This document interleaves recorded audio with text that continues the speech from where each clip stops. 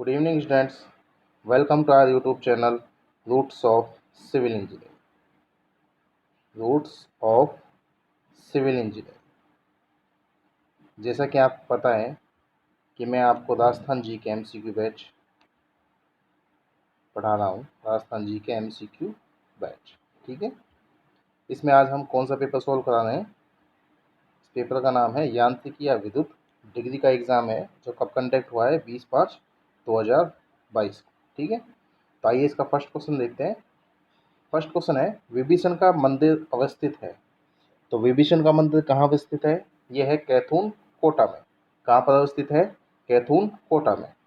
आइए next question देखते हैं। क्वेश्चन नंबर सेकंड, निम्नलिखित में से किसे सबसे पहले राजस्थान के राज्यपाल का अतिरिक्त कार्यभार दिया गया? तो अतिरिक्त कार्यभार किसे दिया गया? ये दिया गया स्वरूप सिंह को। ये राजस्थान के पहले राज्यपाल थे जिनको अतिरिक्त कार्यभार दिया गया था। इनके अलावा दूसरे राज्यपाल रहे हैं धनिक लाल मंडल। कौन रहे हैं? धनिक लाल मंडल। इन्हें भी अतिरिक्त कार्यभार दिया गया। Next question, question number third, Rajasthan मानव अधिकार आयोग के बारे में अधोलिखित कथनों को पढ़िए। अब देखिए दोनों कथन राजस्थान मानव अधिकार आयोग के बारे में क्या कहते हैं। क्वेश्चन नंबर अपना हो गया थर्ड। तो ऑप्शन ए जो इसमें ए है कथन, पहला कथन क्या है? आयोग मानव अधिकारों के उल्लंघन में स्वतः ही जांच प्रारंभ कर सकता है। तो बिल्कुल सही बात है, जो मानव अधिकार आयोग है ये खुद ही जांच प्रारंभ कर सकता है। इसमें ये नहीं कि हमें जाके शिकायत करनी पड़ेगी। अगर इसको ऐसा लगता है किसी को ऊपर सपोज कीजिए किसी केस के ऊपर सुनवाई करनी है तो ये अपने आप ही आयोग खुद से ही स्वतः ही अपनी जांच प्रारंभ कर देता है।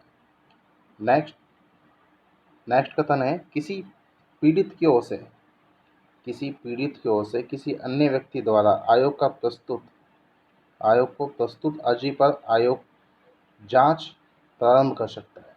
बिल्कुल, यदि कोई दूसरा व्यक्ति से मान लो कि आपके साथ कुछ घटना ही हुई है मानव अधिकार से रिलेटेड, आपके मानव अधिकार का हनन हुआ है, तो आप किसी दूसरे व्यक्ति से कह सकते हो कि वो आपकी जो अर्जी है वो प्रस्तुत करे कहाँ? मानव अधिकार आयोग में, ठीक है।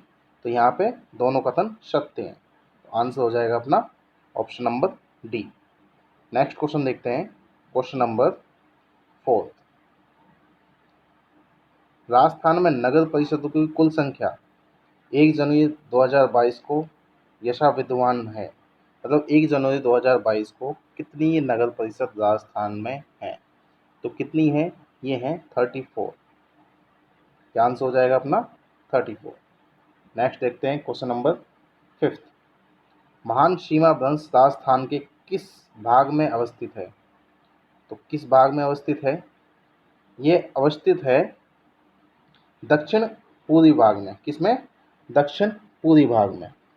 और चित्तौड़ में एक स्थान है बेंगू, सुना होगा आपने बेंगू। और उत्तरी में कोटा में दिखाई देता है। उत्तरी कोटा में दिखाई देता है। और पुणे कहाँ दिखाई देता है? पुणे सवाई माधोपुर और धौलपुर में। सवाई माधोपुर व धौलपुर में ये दिखाई देता है, ठीक है। तो इसका आंसर क्या हो जाएगा? दक्षिण पूर्वी, ठीक है। नेक्स्ट क्वेश्चन देखते हैं। क्वेश्चन नंबर 6, निम्नलिखित में से कौन सी नदी उत्पत्ति स्थान सम्मिलित नहीं है? सोम, बीछामेड़ा पहाड़ी। अब जो ये बीछामेड़ा पहाड़ी ये कहाँ है? उदयपुर में। तो सोम, बीछामेड़ा पहाड़ी, उदयपुर बिल्कुल सही है। जाखम, छोटी सादड़ी। छोटी सादड़ी कहाँ है? प्रतापगढ़ में। ये भी सही है, प्रतापगढ़, ठीक है। बाणगंगा सेवर पहाड़ी है नहीं, बाणगंगा का जो उद्गम है वो है बैराट पहाड़ी जयपुर से। कहाँ से है? तो इसका आंसर क्या हो जाएगा? Option number C. कहाँ से उद्गम है? बैराट पहाड़ी से। और ये पहाड़ी कहाँ स्थित है? जयपुर में।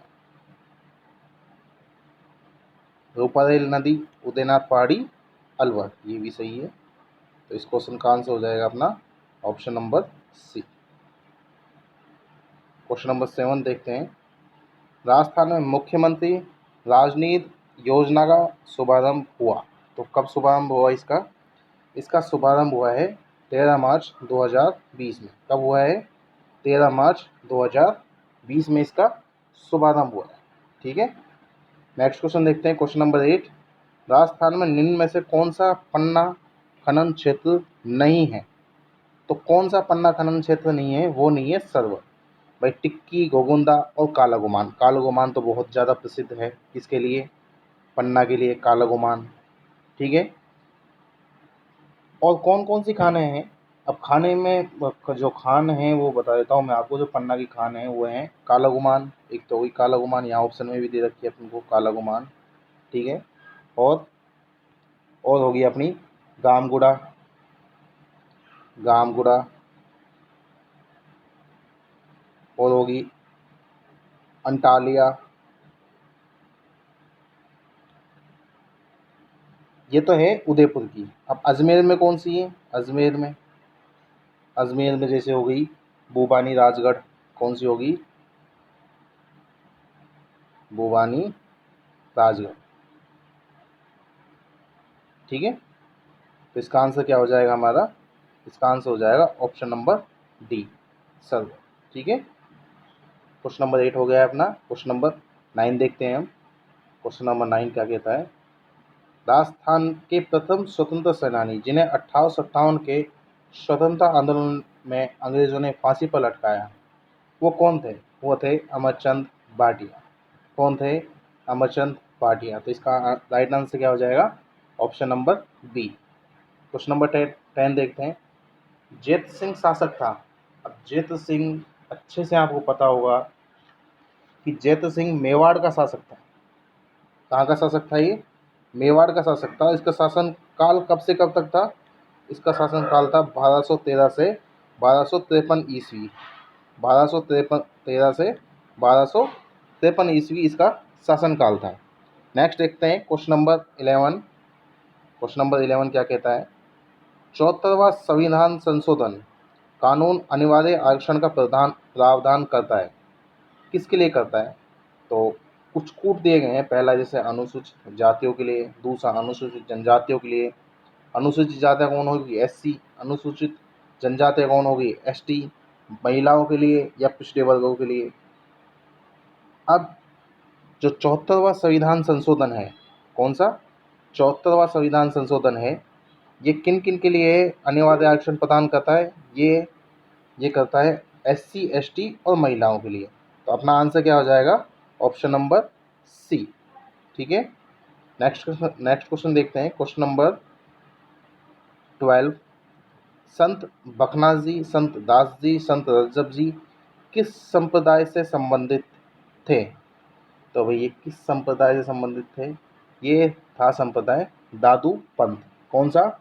दादू पंथ। और अन्य भी हैं जिनका नाम, जैसे एक हो गया मिस्किन दास, इनके अलावा भी मिस्किन दास, सुंदरदास जी, संत दास जी, ठीक है, जगन्नाथ जी,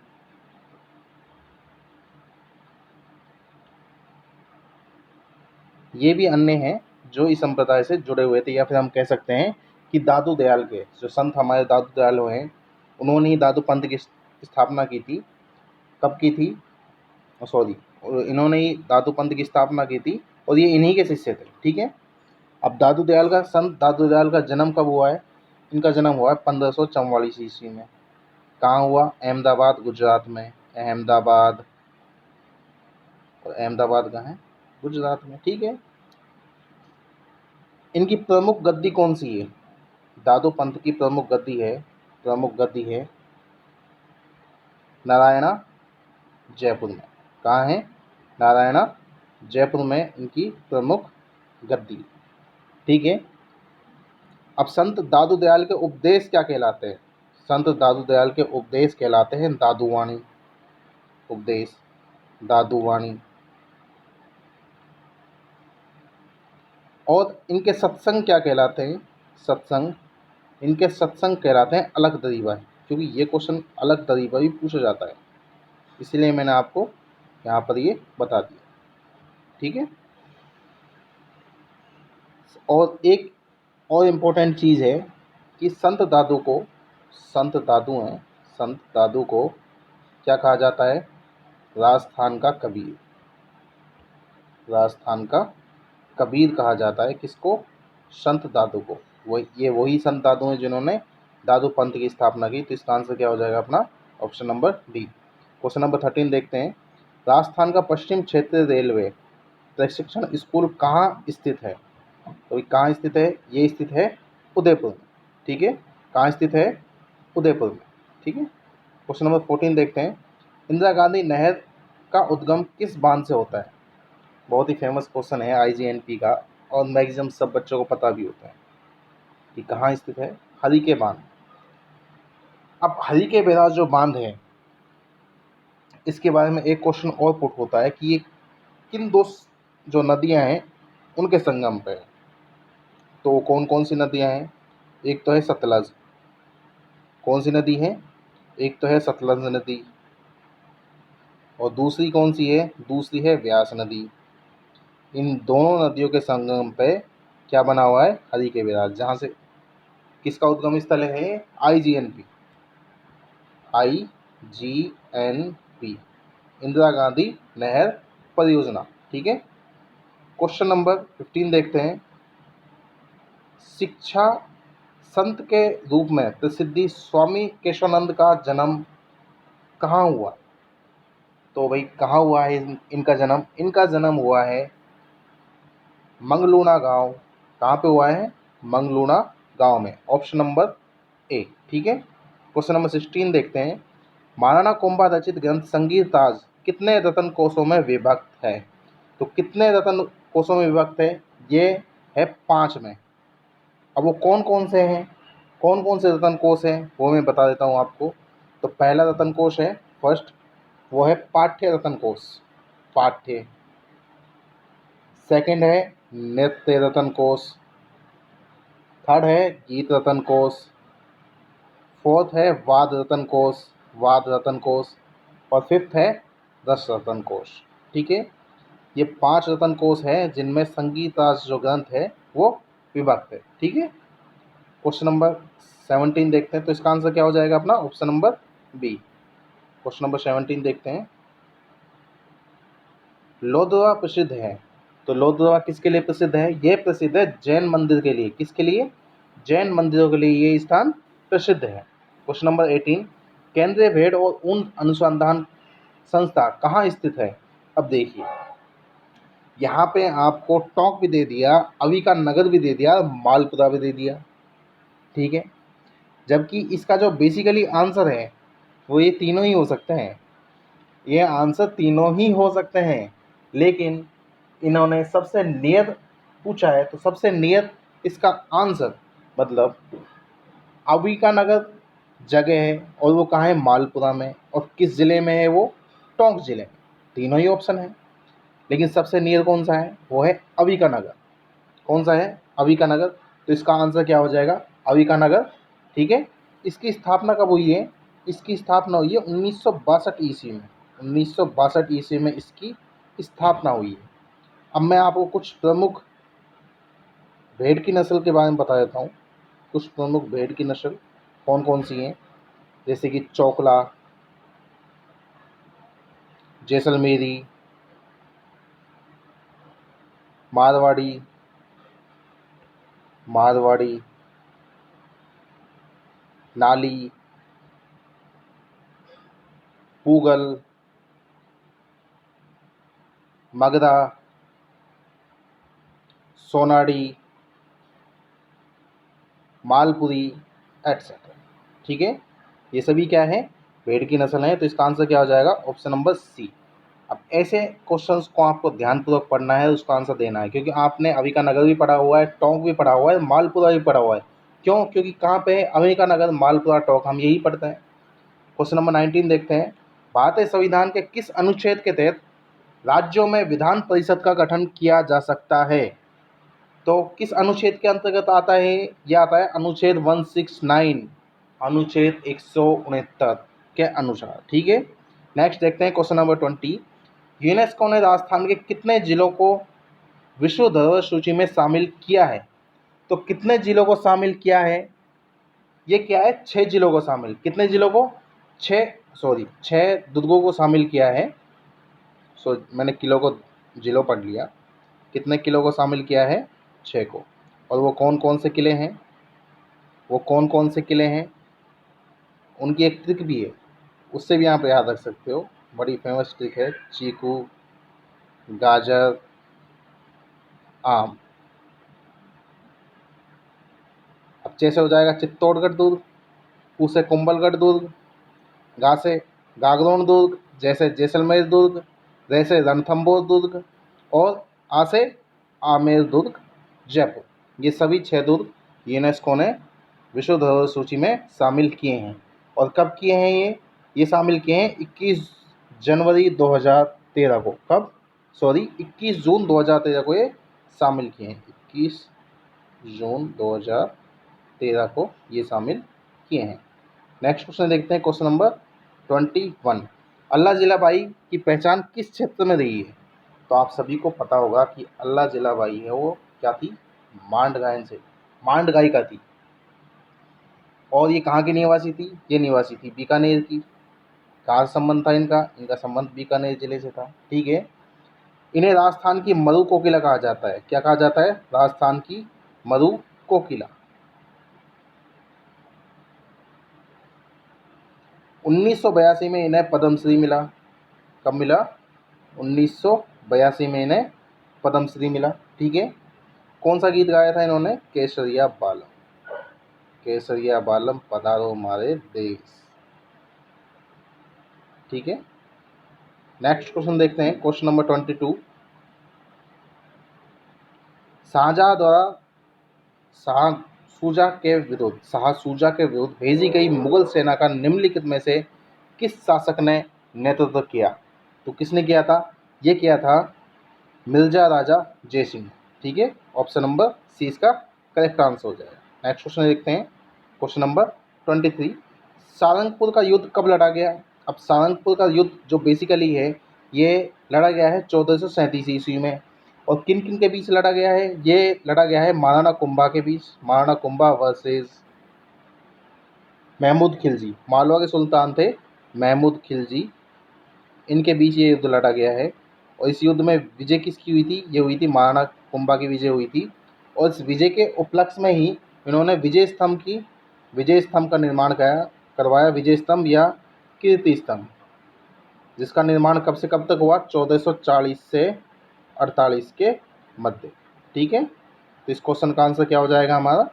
1437 ईस्वी। ठीक है, क्वेश्चन नंबर 24 देखते हैं। कौन सा संरक्षित क्षेत्र जिला सही सुमेलित नहीं है? तो कौन सा सही सुमेलित नहीं है? क्वेश्चन नंबर 24, सुंदरमाता जालोर सिरोही, ये बिल्कुल सही है। ठीक है, नेक्स्ट ऑप्शन गोगेलाव नागौर, ये भी सही है। रोटू नागौर, ये भी सही है। तभी कौन सा सही नहीं है? गोड़ा बिश्नोई जयपुर, ये सही नहीं है। अब गोड़ा बिश्नोई कहाँ पड़ता है? ये पड़ता है जोधपुर में। कहाँ? जयपुर में नहीं है ये कहाँ है? ये जोधपुर में है। ठीक है, तो इसका आंसर क्या हो जाएगा? ऑप्शन नंबर डी इसका आंसर हो जाएगा। क्वेश्चन नंबर 25 देखते हैं। अरावली की चोटियों का सही अवरोही क्रम कौन सा है? अवरोही मतलब सबसे बड़ी, फिर उससे छोटी, फिर उससे छोटी, और फिर उससे छोटी। ठीक है, तो सही क्रम क्या है? सही क्रम क्या है? आपको पता होगा कि सबसे ऊंची चोटी कौन सी है? गुरु शिखर, जिसकी ऊंचाई कितनी है? 1722 या 1727 मीटर। उसके बाद इसमें ऑप्शन आएगा शेर, फिर आएगा जरगा, और फिर आएगा अचलगढ़। तो इस हिसाब से अपना आंसर क्या हो जाता है? आंसर हो जाता है अपना ऑप्शन नंबर बी। अब गुरु शिखर की ऊंचाई कितनी है? गुरु शिखर की ऊंचाई है 1722 या फिर 1727 मीटर। ठीक है, शेर की ऊंचाई कितनी है? शेर की है 1597 मीटर। 1597 मीटर शेर की ऊंचाई, 1597 मीटर। जरगा की ऊंचाई कितनी है? 1431 मीटर। और अचलगढ़ की ऊंचाई कितनी है? 1380 मीटर। ठीक है, तो इसका आंसर क्या हो जाएगा? Option number B. Next question देखते हैं, क्वेश्चन नंबर 26। दामना आभूषण स्त्रियों दामना आभूषण स्त्रियां शरीर के किस भाग में पहनती हैं? तो किस भाग में पहनती हैं? ये पहनती हैं अंगुली में। ठीक है, क्वेश्चन नंबर 27। मेवाड़ पुकार नामक 21 सूत्रीय मांग पत्र किसने तैयार किया? तो किसने तैयार किया था? ये तैयार किया था मोतीलाल तेजावत ने। किसने? मोतीलाल तेजावत ने। एक्चुअली में क्या है कि आदिवासी किसानों पर उस समय बहुत ज़्यादा अत्याचार हो रहे थे मेवाड़ के अंदर, तो इसीलिए मेवाड़ पुकार मांग पत्र तैयार किया गया था मोतीलाल तेजावत द्वारा। अब मोतीलाल तेजावत का जन्म कब हुआ है? इनका जन्म हुआ है 1886 ईस्वी में। कहाँ पे हुआ? कोलियारी गांव में इनका जन्म हुआ। ठीक है, इन्हें कहा जाता है आदिवासियों का मसीहा। आदिवासियों का मसीहा इन्हें कहा जाता है। आदिवासी इन्हें बावजी बावजी नाम से बुलाते हैं। बावजी नाम से इन्हें आदिवासी बुलाते हैं।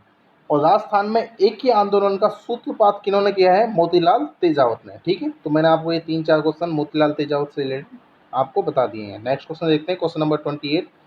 चांद तैयब राम सिंह भाटी साहिबा एवं उष्णा चित्रकार निम्न में से किस चित्रशैली से संबंधित है?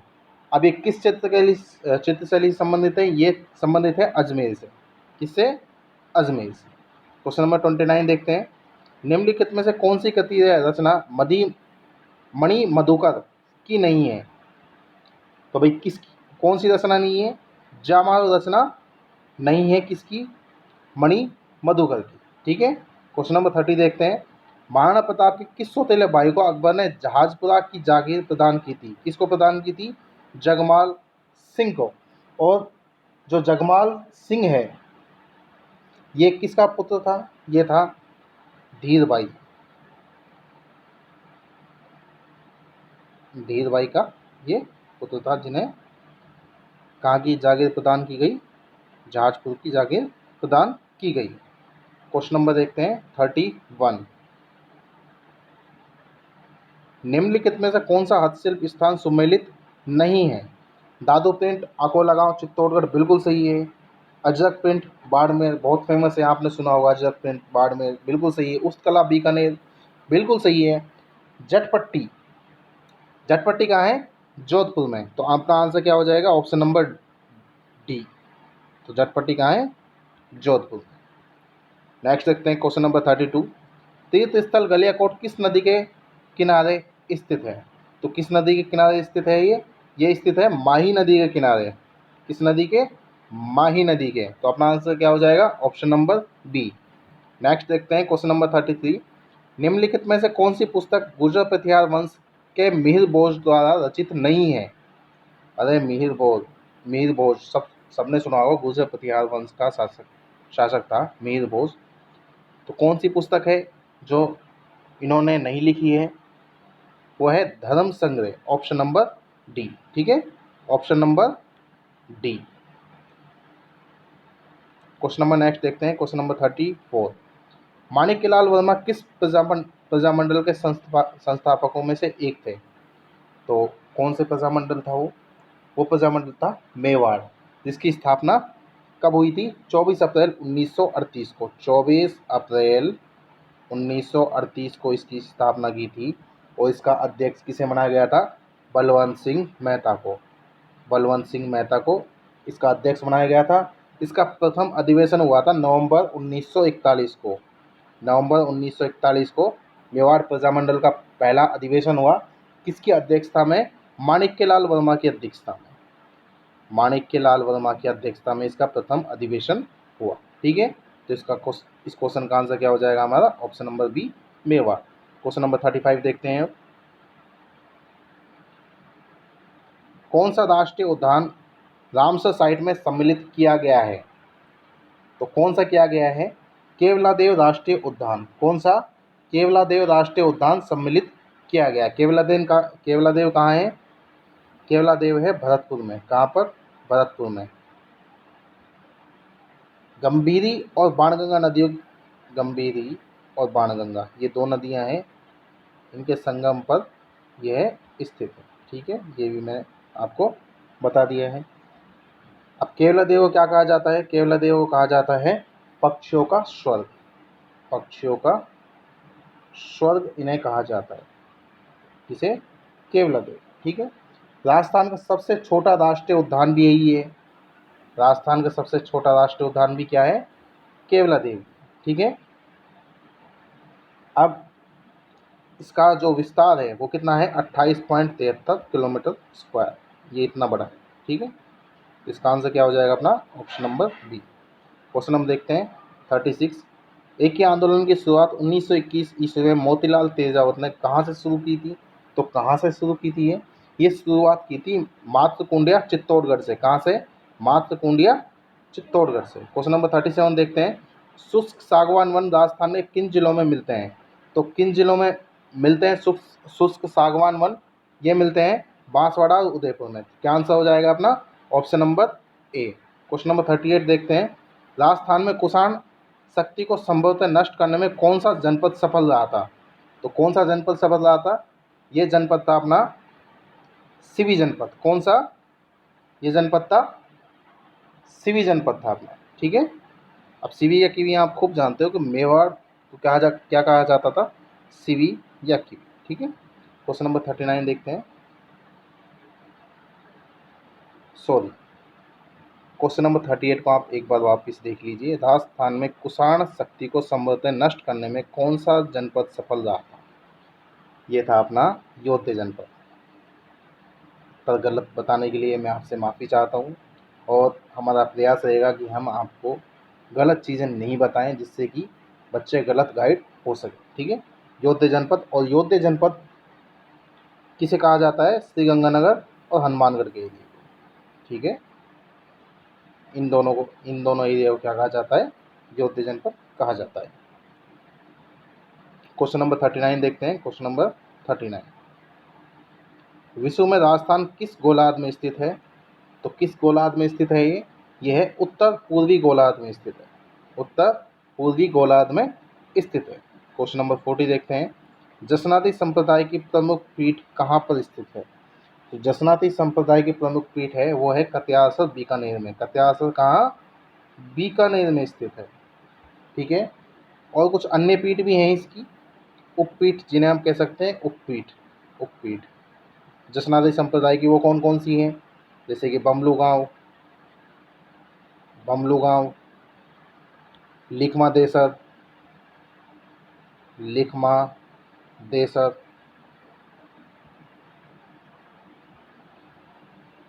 पूर्णरासर, मालासर, ये कुछ अन्य उपपीठ हैं। ठीक है। अपने जो राजस्थान जीके के 40 क्वेश्चंस थे इस पेपर के, वह समाप्त हुए। मिलते हैं अपने नेक्स्ट लेक्चर में, तब तक के लिए धन्यवाद।